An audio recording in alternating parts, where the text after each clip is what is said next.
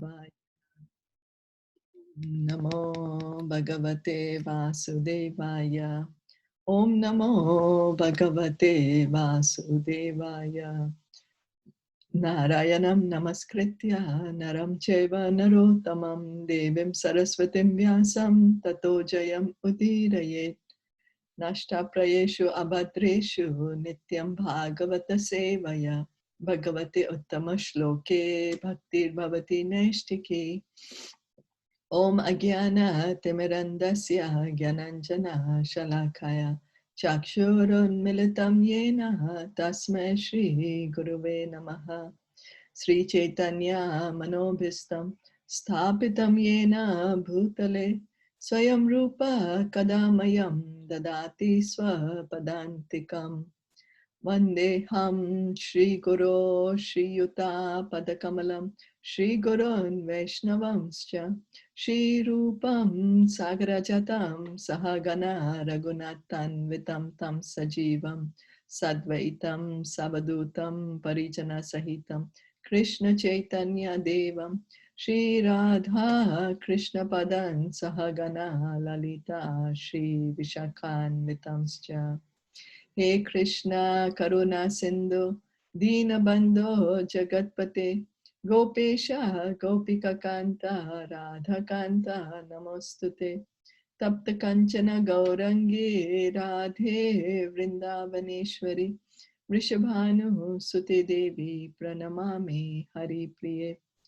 Nama Om Vishnu Padaya Krishna Prishtaya Bhutale Srimate Bhaktivedanta Swamin Iti Namine. Namaste Saraswati Deve Gauravani Pricharine Nirvisesha Shunyavadi Pasyatya Deshatarine. Vanchakalpa tarubhyascha kripa sindhu bhaevacha patitanam pavanebhyo vaishnavebhyo namo namaha. Jai Sri Krishna Chaitanya Prabhu Nityananda Shri Advaita Gadadhara Shri Vasadi Gaura Bhakta Vrinda. Hare Krishna Krishna Krishna Hare Hare Hare Rama, Rama Rama, Hare Hare.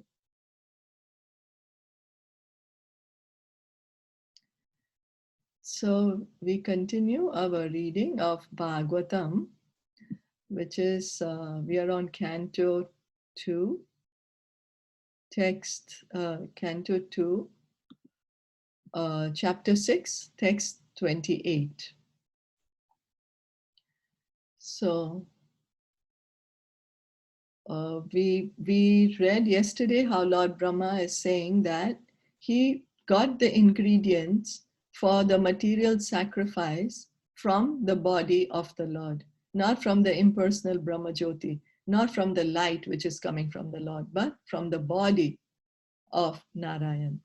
So reading on text 28, Iti sambrita sambhara purushavayir aham tam eva purusham yagnam Teneva yajam ishwaram. Thus, I created the ingredients and paraphernalia for offering sacrifice out of the parts of the body of the Supreme Lord, the enjoyer of the sacrifice, and I performed the sacrifice to satisfy the Lord. Purport by His Divine Grace, A.C. Bhaktivedanta Swami Srila Prabhupada. People in general are always anxious to have peace of mind or peace in the world, but they do not know how to achieve such a standard of peace in the world. Such peace in the world is obtainable by performances of sacrifice and by practice of austerity. So we all want a peace, we all want peace. Our minds are always disturbed, we have so much anxiety. So we want, first of all, peace within ourselves. We want peace with our loved ones. We want peace with each other as a society, as a community, and as a country. But we see that there's always conflict. Always conflict is there. Because we don't know how to achieve peace. But Krishna says, how can we achieve peace? The peace formula is given by Krishna in Bhagavad Gita, chapter 5, text 29. Bhoktaram yagya tapasam sarvaloka maheshwaram suhridam sarva bhutanam gyatva mam shantim richati. The karma yogis know that the Supreme Lord is the factual enjoyer and maintainer of all sacrifices and of the austere life. They also know that the Lord is the ultimate proprietor of all the planets and is the factual friend of all living entities. Such knowledge gradually converts the karma yogis into pure devotees of the Lord through the association of unalloyed devotees, and thus they are able to be liberated from material bondage. So karma yogi is one who offers his result to Krishna. For example, we like to paint. So I say, I'm going to paint. I like to paint. So I'm going to paint for the service of Krishna. Maybe I'll paint the temple or something. And then, so I'm doing it for Krishna. But because I like to do this activity. So that's karma yogi. Or I like to make money. So I'm going to make money. And then I will donate a certain part of this money for the Krishna consciousness movement. Or I like to eat a burger. So I'm going to prepare a burger and offer it to Krishna. So that is karma yoga. That we offer the results to Krishna. But the activity, we like to do this activity. So we are doing it. And then the karma yogi, why he offers the result to Krishna? Because he knows that actually Krishna is the enjoyer. He's the only enjoyer. And why? Because everything belongs to Krishna. The ingredients that we are getting to do anything is coming from Krishna. We are not, how does the seed of the grain come? The seed of the fruits, the vegetables, the plants, how does it come?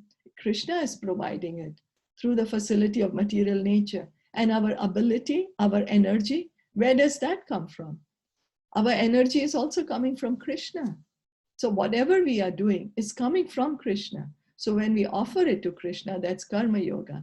And then the karma yogi, he knows that as everything is belonging to Krishna, and Krishna is a real friend of all living entities. He's the factual friend. He is helping us. He's in everyone's heart. And he's our best friend. So he's not going to let us do anything bad for us. He doesn't have an ill intention. Krishna is only filled with love. All his actions are of love for us, for everyone, because everyone belongs to him. So like a father, he has many children. The father loves his children. Whatever he does for the child is out of love. Similarly, Krishna, we are all Krishna's children, each and every one of us. Even the plants and animals and trees. So, and the human beings, we are all children of Krishna. So whatever he does for us is for our betterment. Such knowledge gradually converts the karma yogis into pure devotees. So we just have to keep that faith and keep reminding ourselves that whatever is happening is best for me. Krishna knows what is the best for me. And then gradually, we will get purified. And like that, and in the association of unalloyed devotees, means association of pure devotees. When we associate with pure devotees, we take on their quality also of pure devotion. And then we can be liberated from this material world. Brahma, the original living being within the material world, taught us the way of sacrifice. The word sacrifice suggests dedication of one's own interests for satisfaction of a second person. That is the way of all activities. Every man is engaged in sacrificing his interests for others, either in the form of family, society, community, country, or the entire human society.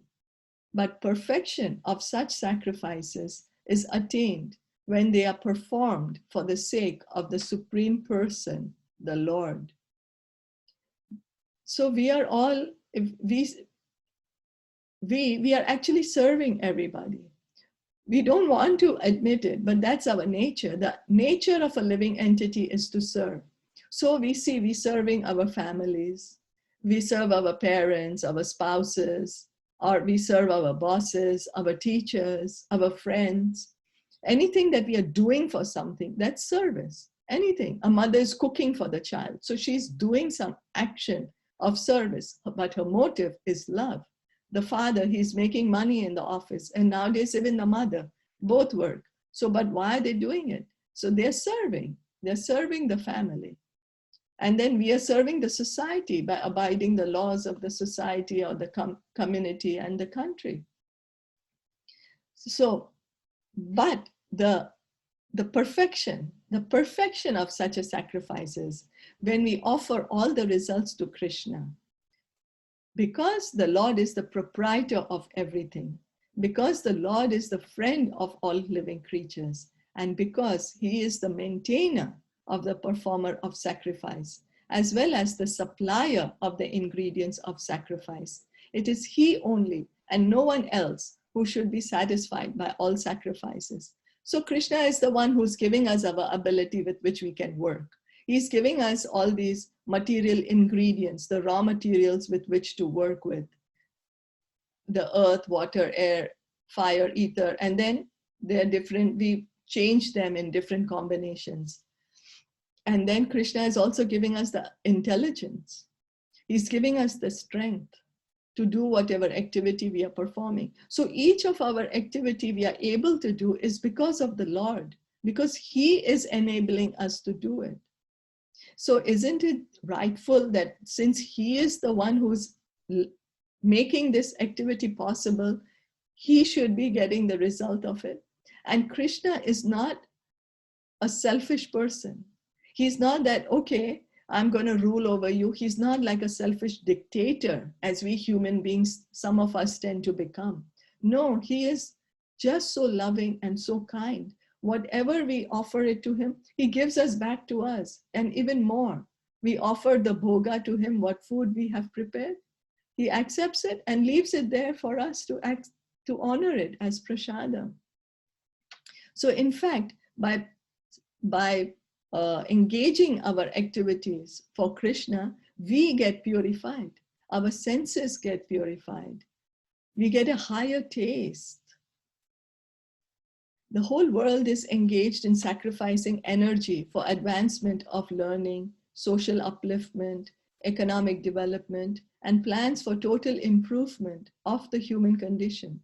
But no one is interested in sacrificing for the sake of the Lord, as it is advised in the Bhagavad Gita. So we are all sacrificing. If we are using a lot or almost all of our human energy in every day to serve our family, to serve our bodies, to serve the society for the sake of modern civilization. There's a lot of energy being used. But we are not willing to use this tiny bit of energy for the Supreme Lord, who is actually the owner of everything. Therefore, there is no peace in the world. If men at all want peace in the world, they must practice sacrifice in the interest of the Supreme Proprietor and friend of all. So it's like when we put water to the root of a tree, automatically all the branches and the leaves become green and healthy.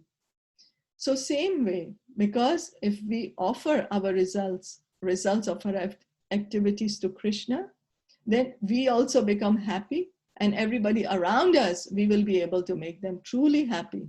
And like that, there will be peace in the world. If we are going to individually water every branch and each and every leaf of the tree, but not the root, the tree is not going to survive. It's going to die. Because the main thing is to offer the water to the root. So same, because Krishna is the center. He is the proprietor. So we need to offer the result to him. But Krishna is not selfish. He does not keep things for himself. In fact, he is giving. He is giving us this whole material world, all this material engagement elements for us to use. He is renounced in that way. He's not saying, oh, all this is mine and so I won't let you use it. He's letting us use it. Is that okay? Yes, I just wanted to add, I think in the Bhagavad Gita, I read that there are three karmas. Yes. Yeah. One is karma, one is akarma, and vikarma. So akarma is what we offer, we do for Krishna, right? Right. That's right. And Akarma, then, that's what we offer to. and karma is what we are doing, like, for family or for anything, for anyone, for ourselves. And vikarma is something that we are forbidden, actually, we are not supposed to do. Is that correct? The vikarma is the forbidden one. Forbidden one, yeah. The And vikarma. akarma is the one which we do it for Krishna. Yeah, that's right. Mhm. And so then what happens? The results, because every action has reaction. The So why are reaction. these three karmas mentioned is because when we are doing vikarma, when we are doing forbidden activities, engaging in activities like animal killing and illicit sex, intoxication, gambling, all this is vikarma. They are against the scriptures. So when we do that, we are getting bad reactions.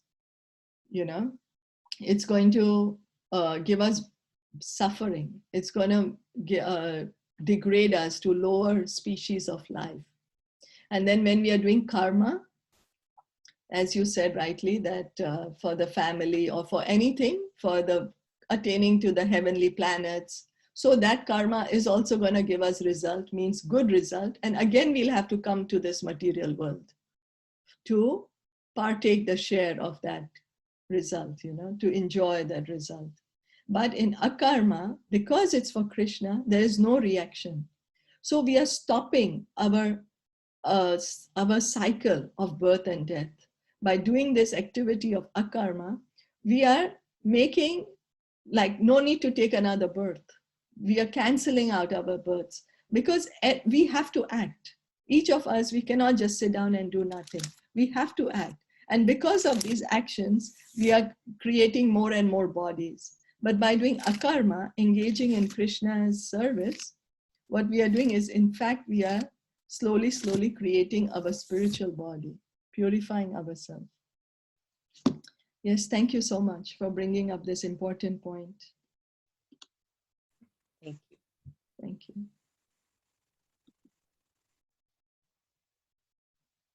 So then reading on text 29, Tataste bhartara ime prajanam patayo nava ayajan vyaktam avyaktam purusham susamahitaha.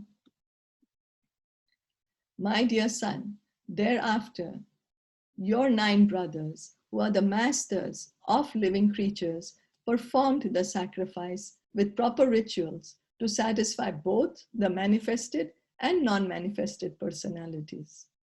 The manifested personalities are the demigods, like the ruler of the heavenly kingdom Indra and his associates, and the non-manifested personality is the Lord himself.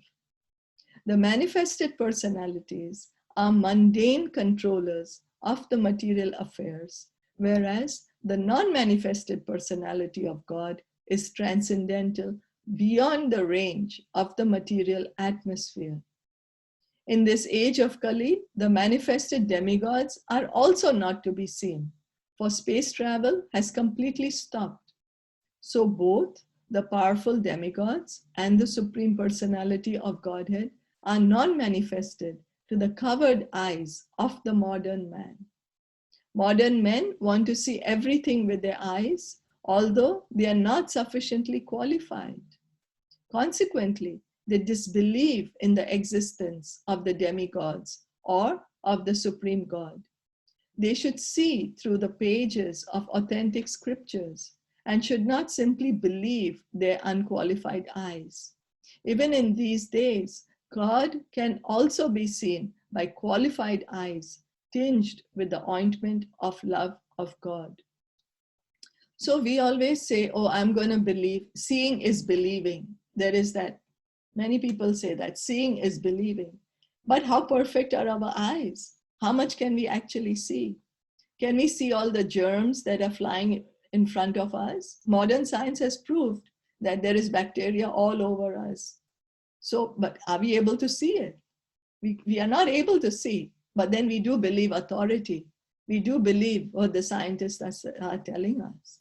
So same way, God exists and the demigods also exist.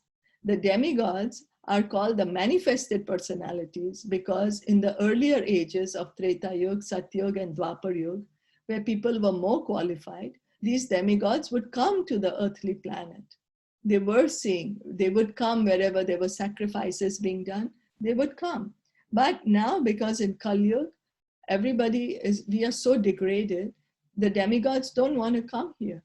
But Lord Chaitanya, since he inaugurated the Sankirtan movement, the chanting of the Hare Krishna mantra, that just by chanting the Hare Krishna mantra, we can get the highest stage, which is love of God.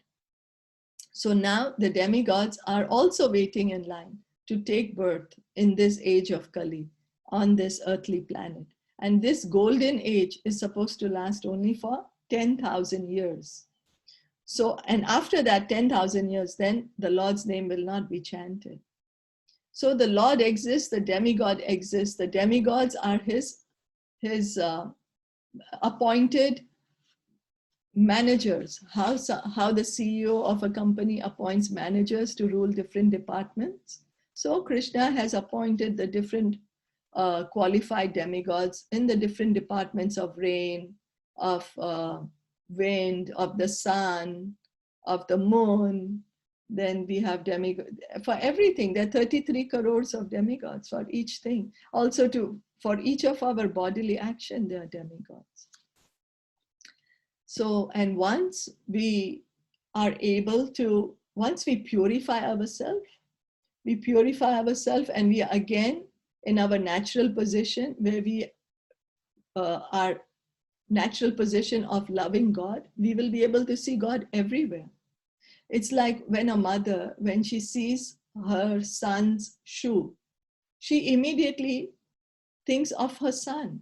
If she sees, even though son is not there nearby, if the mother sees the son's computer, she immediately thinks of her son, remembers her son. Why is that? Because she loves her son. She's always thinking about him. So things belonging to him also remind her of him. Same way, all this material creation is made by Krishna.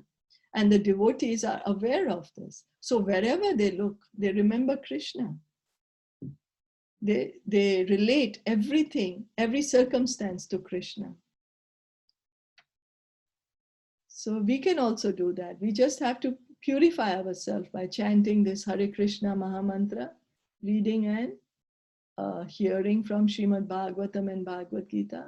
We can also attain to the highest stage. So reading on, text 30. Tatascha manvaha kale ijire rashayo apare pitaro vibhudha daitya manushya kratubhir vibhum. Thereafter, the Manus, the fathers of mankind, the great sages, the forefathers, the learned scholars, the Daityas, and mankind perform sacrifices meant to please the Supreme Lord. The Daityas are devotees of the demigods because they want to derive the greatest possible material facilities from them. So we can see like how Ravan, he was a devotee of Lord Shiva, and then Hiranyakashipu, he was praying to Lord Brahma. So all these demons, they approach the demigods because they have a lot of material desires. So they want all these material desires to be fulfilled. And so the demigods, although they don't like to, but they still fulfill these material desires. The devotees of the Lord are ekanishtha, or absolutely attached to devotional service of the Lord. Therefore, they have practically no time to seek the benefits of material facilities. Because of their realization of their spiritual identity, they are more concerned with spiritual emancipation than with material comforts. So a devotee knows that instead of wasting my time and energy trying to make myself comfortable in this life, I want to engage myself in the service of Krishna because I'm a spirit soul. I'm an eternal part and parcel of Krishna, and I have a loving relationship with Krishna. So let me rather engage my time and energy in the service of Krishna, in the association of devotees, hearing and chanting the holy name, trying to tell others about Krishna. And so because a devotee is so busy doing that, they don't want to approach the demigods to fulfill their material desires because they know the material situation is a temporary situation. So they are more intelligent because they want to have a permanent solution and they want to be situated in their permanent relationship with the Lord, the eternal relationship, their original spiritual identity. Is that okay? So that means that some of the mankind people are also Daityas in the present time because they serve demigods. So in Kali Yuga, in Satyug, the demons used to stay on separate planets and different planets. And then in Treta Yuga, the demons used to live on the same planet but in different country. So in Satyug, we see like how Hiranyakashipu, they're living on different planet, not on earthly planet. And then in Treta Yuga, we see that the demon is living in a different country. Raman was living in a different country than the devotees. And then in Dwapar Yuga, we see that the demon is living in the same family, like how Duryodhana and the Pandavas, they're living in the same family. But in Kali Yuga, the demon and the devotee are within us, within the same person. So we have the demon within us and we also have the devotional qualities within us. We have both the demoniac qualities and demoniac qualities and the devotional qualities. And we have the choice, which do we want to encourage? Which side of ours do we want to encourage? Do we want to encourage our devotional side by associating with devotees, chanting the Hare Krishna mantra, engaging in service of the Lord? Or do we want to engage in demoniac qualities, trying to be more puffed up, more proud, more anger, collect more and more things? So it's our choice. Is that okay? Yeah, okay, thank you. Thank you.